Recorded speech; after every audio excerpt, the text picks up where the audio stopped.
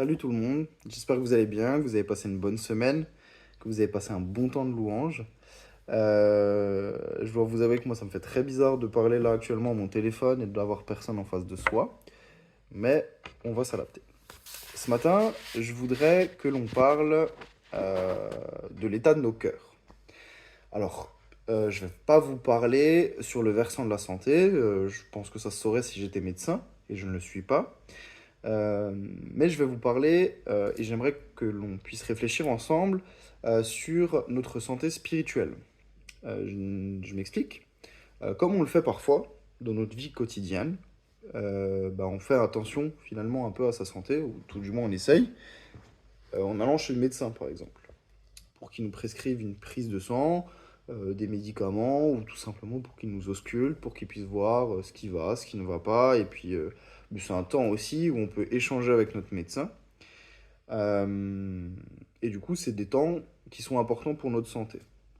On y va souvent pour voir certaines choses et ça nous arrive aussi parfois de ressortir là-bas avec une prise de sang pour qu'on puisse voir finalement notre taux de cholestérol, voir si on a une infection, voir si on a trop de ci ou pas assez de ça, etc., etc. Et je pense qu'en fait, il est important de faire la même chose, mais pour notre santé spirituelle. Alors, je vous dis pas que on va aller se faire piquer et on va aller voir ce qui nous manque de notre vie spirituelle, mais que finalement il est important d'inspecter nos vies. Comment le faire? Ben, comme je l'ai dit avant, en fait, aller voir le médecin, finalement le médecin de nos âmes, qui est Dieu, pour lui demander et de le laisser finalement vérifier tout notre corps. Voir s'il n'y a pas des choses à corriger, voir s'il n'y a pas des choses en trop ou il y a des choses qui manquent, par exemple. Si je reprends la métaphore de la prise de sang que j'ai prise juste avant, euh, quand on est en manque de quelque chose, et je pense notamment à un manque de fer, on peut être fatigué. Mais finalement, sans l'œil d'un expert et sans l'œil de la prise de sang ou du médecin, c'est compliqué de se lever un matin et de se dire, bah tiens, ça fait plusieurs jours que je suis fatigué, bah, c'est peut-être un manque de fer. Souvent, quand on est fatigué, plusieurs jours, on réfléchit et on se dit, bon, bah, peut-être que ce soir, il faudrait que j'essaie de me coucher plus tôt, ou je sais pas, moi, bah, j'ai mal dormi cette nuit, c'est peut-être à cause de ça que je suis fatigué. Mais on voit pas ces petits détails dans notre corps qui finalement nous causent de la fatigue et ce genre de choses. Parce que finalement, la fatigue, ça peut venir de plusieurs facteurs et on peut se rendre compte finalement de ce qui nous manque seulement par le biais de la prise de sang. Et en fait, dans notre vie spirituelle, c'est la même chose. Dans le sens où finalement, notre vie spirituelle, elle peut être entachée de plusieurs manières. Que ça peut être à cause de choses externes, de choses un peu plus, j'ai envie de dire, de plus internes. Les choses externes, bah, Elisa en a parlé il y a 2 semaines de ça. Ça peut être des paroles qui ont été proclamées sur nos vies. Ça, c'est des choses externes qui viennent finalement entacher notre vie spirituelle. La tentation du péché, je vous dis que c'est externe parce que ça peut être des images, ça peut être des choses comme ça. Euh, des tentations qui viennent de la part de Satan, qui sont des choses externes à nos vies. Il y a encore plein d'autres choses, mais je vais pas m'attarder dessus ce matin parce que sinon ça serait beaucoup trop long et j'ai pas envie que ça soit trop long ni pour vous, mais pour moi non plus. Mais là où j'aimerais m'arrêter ce matin, c'est pas forcément sur les choses externes, mais c'est quelque chose de beaucoup plus interne. Euh, et cette chose, finalement, c'est notre cœur.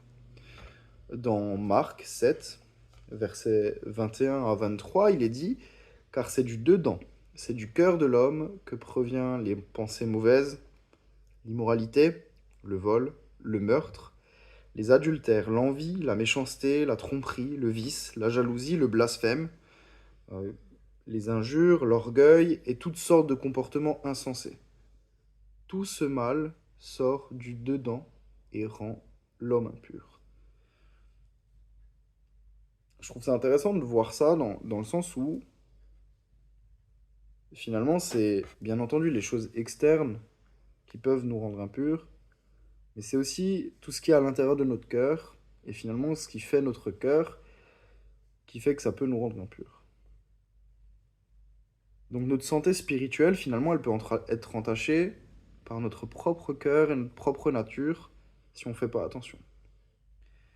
Et il est important de prendre soin de l'état de notre cœur, car comme le dit Proverbe 4, verset 23, par-dessus tout, veille soigneusement sur ton cœur, car il est la source de tout ce qui fait ta vie. Et finalement, la question que je me pose, et que j'aimerais qu'on se pose aussi ensemble, c'est finalement, quelle est la source à laquelle, finalement, enfin, quelle est la source qui fait notre vie? Est-ce que c'est ce que j'ai cité plus haut? Donc, les mauvaises choses? Ou est-ce que ce sont des bonnes choses? Et pour répondre à cette question, je pense qu'il faut d'abord sonder nos cœurs, pour savoir finalement vers qui ou vers quoi notre cœur il est tourné. Est-ce que notre cœur il est réellement attaché à Dieu? Ou est-ce qu'il y a encore des zones qui n'ont pas été totalement soumises à lui? Je vous pose cette question parce que moi, il y a un passage dans la Bible qui m'a souvent travaillé. Depuis que je me suis converti, et même encore maintenant, il me travaille beaucoup parce que c'est un passage que j'ai déjà lu, j'ai déjà relu, je pense qu'on a déjà tous lu et relu, et je vais vous le partager. C'est Matthieu 6, versets 19 à 24, qui dit: Ne vous amassez pas des richesses sur la terre, où elles sont à la merci de la rouille, des mythes qui rongent, ou des cambrioleurs qui percent les murs pour voler. Amassez-vous plutôt des trésors dans le ciel, où il n'y a ni rouille, ni mythe qui ronge, ni cambrioleur qui perce les murs pour voler, car là où est ton trésor, là aussi sera ton cœur. Les yeux sont comme une lampe pour le corps. Si donc tes yeux sont en bon état, ton corps entier jouira de la lumière. Mais si tes yeux sont malades, tout ton corps sera plongé dans l'obscurité. Si donc la lumière qui est en toi est obscurcie, dans quelles ténèbres profondes te trouveras-tu? Nul ne peut être en même temps au service de deux maîtres, car ou bien il détestera l'un, et aimera l'autre, ou bien il sera dévoué au premier et méprisera le second. Vous ne pouvez pas servir en même temps Dieu et Mammon, qui est personnifié comme le dieu de la richesse. Il y a plusieurs choses sur lesquelles on pourrait s'attarder finalement dans ce passage, mais j'ai choisi finalement euh, de mettre en lumière que trop souvent, on ne sert pas Dieu comme il faut et comme il faudrait en fait. Moi personnellement, j'ai longtemps méprisé ce passage. Je me disais, bah, Dieu, bien sûr que je te sers toi et je ne sers pas Mammon ou un autre Dieu ou quoi que ce soit, etc. etc. Et depuis le début de l'année, j'ai commencé à faire CR, donc pour être à l'école de Dieu.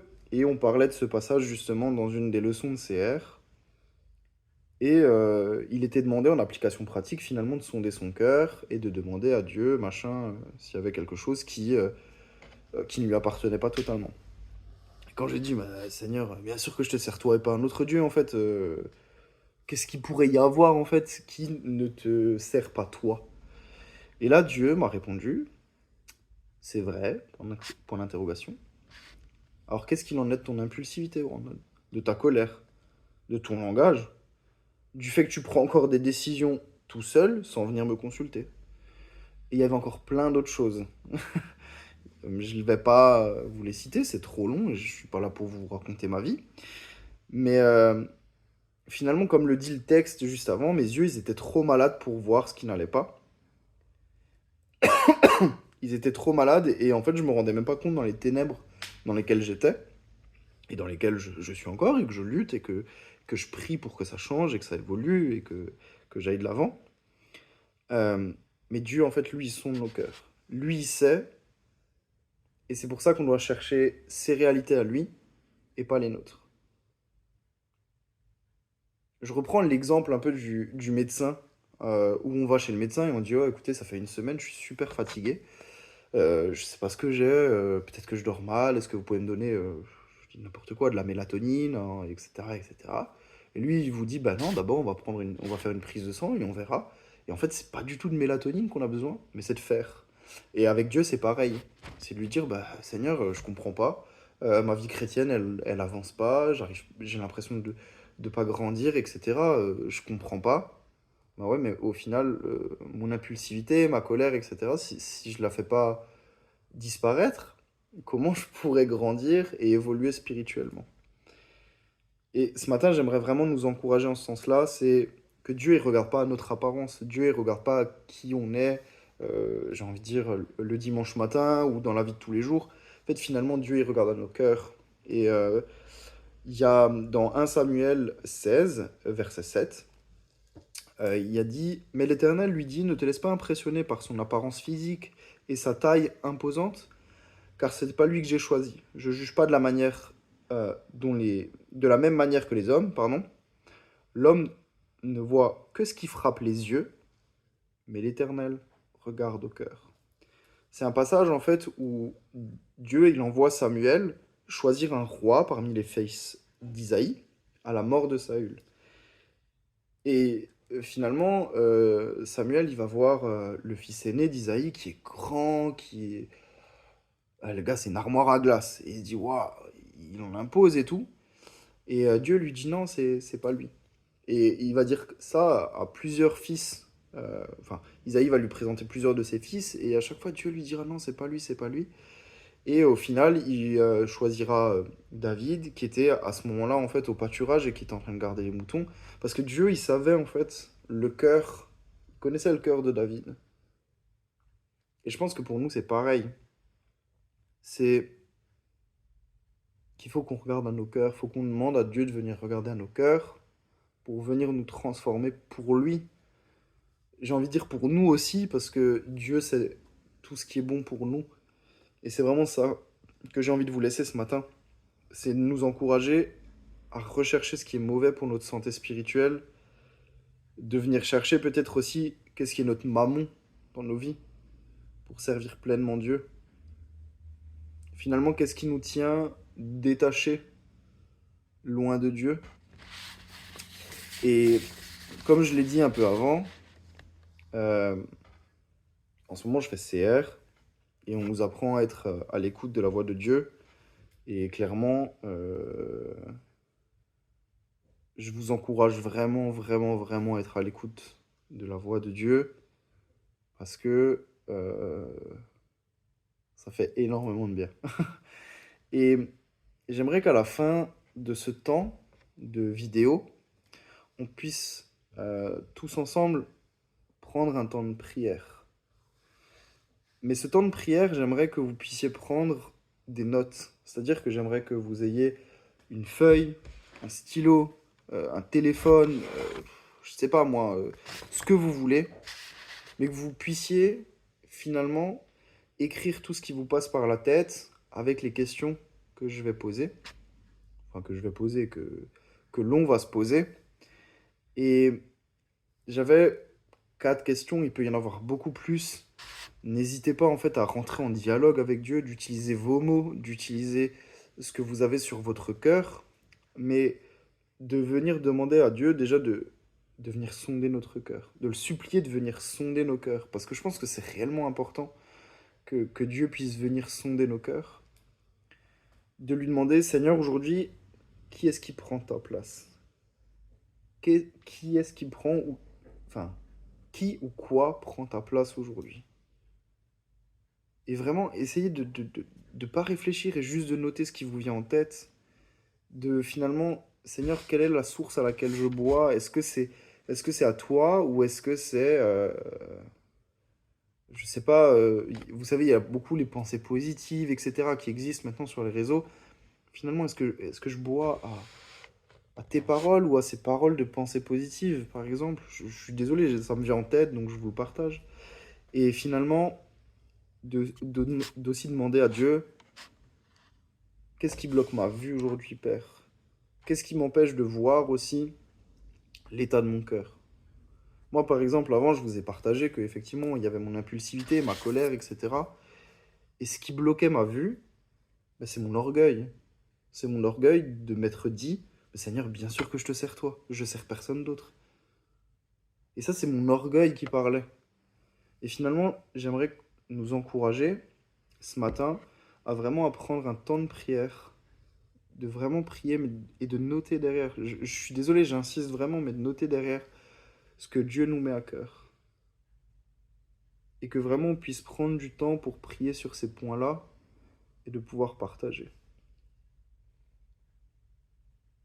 Donc voilà, merci pour votre écoute et puis bon temps de prière à tous et à toutes.